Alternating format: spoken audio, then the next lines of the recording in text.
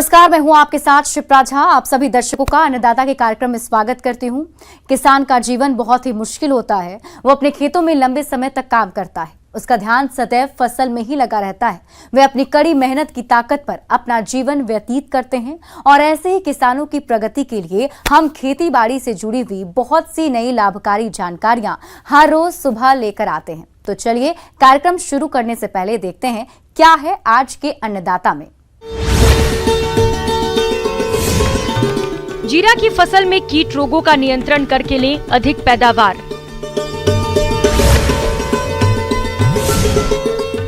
Sneaky paper रंगीन मिर्च की खेती करके कमाएं अच्छी आमदनी।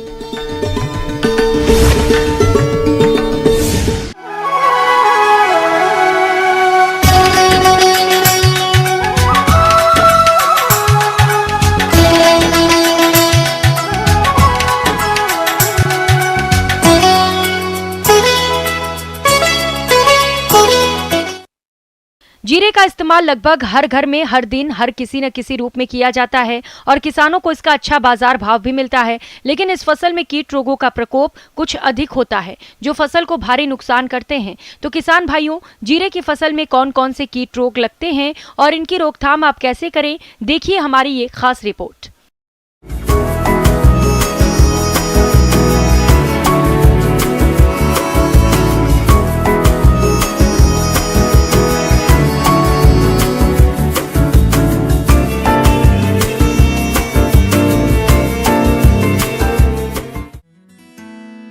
जीरा एक मसाले वाली मुख्य बीजीय फसल है।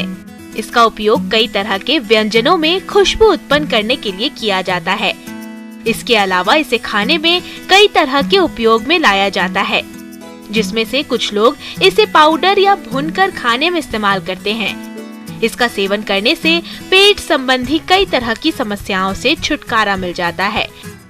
भारत में इसकी खेती सबसे अधिक राजस्थान और गुजरात राज्य में की जाती है। यहाँ पर पूरे देश का कुल 80% जीरा उत्पादित किया जाता है, जिसमें से 28% जीरे का उत्पादन अकेले राजस्थान राज्य में होता है और राज्य के पश्चिमी क्षेत्र में कुल राज्य का 80% जीरा उत्पादित होता है। लेकिन अपने राज्य की औसत उपज पड़ोसी राज्य की अपेक्षा कम है, जिसका प्रमुख कारण फसल में लगने वाले कीट और रोग हैं, जिनका समय पर नियंत्रण न करने पर किसान भाइयों को कम उपज की प्राप्ति होती है। इसलिए आज हम बात करने जा रहे हैं जीरे की फसल में लगने वाले प्रमुख कीट और रोग की।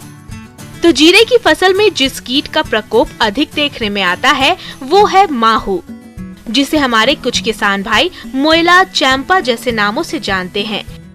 इस कीट का सबसे अधिक प्रकोप फूल आने की अवस्था पर होता है और ये कीट पौधों के कोमल भागों का रस चूसकर फसल को नुकसान पहुंचाते हैं, जिससे फसल से मिलने वाली उपज और उसकी गुणवत्ता पर विपरीत असर पड़ता है, जिस कारण किसान भाइयों को आर्थिक हानि का सामना करना पड़ता है। तो इस तरह के नुकसान से बचने के लिए आप नीम तेल 5 मिलीलीटर प्रति लीटर पानी में घोलकर फसल पर छिड़काव कर दें, जिससे आप इस कीट पर काफी हद तक नियंत्रण पा लेंगे।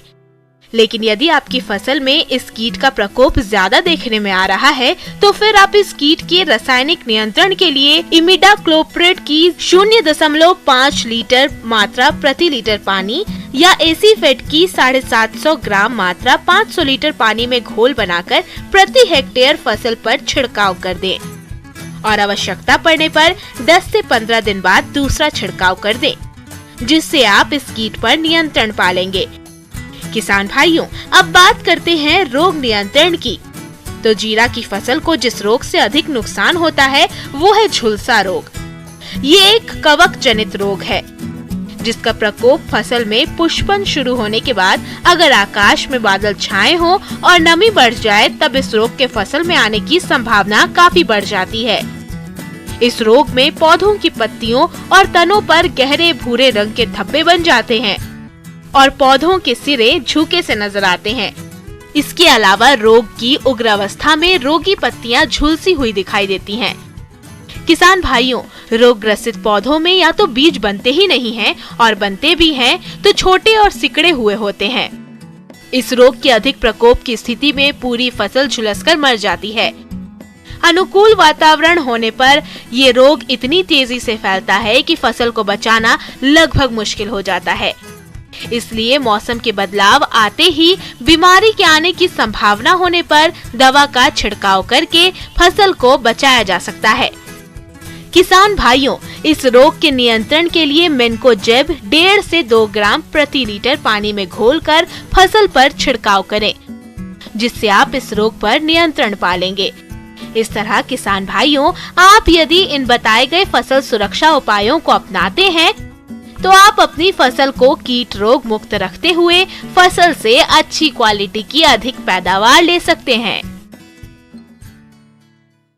किसान भाइयों, अब लेते हैं एक छोटा सा ब्रेक।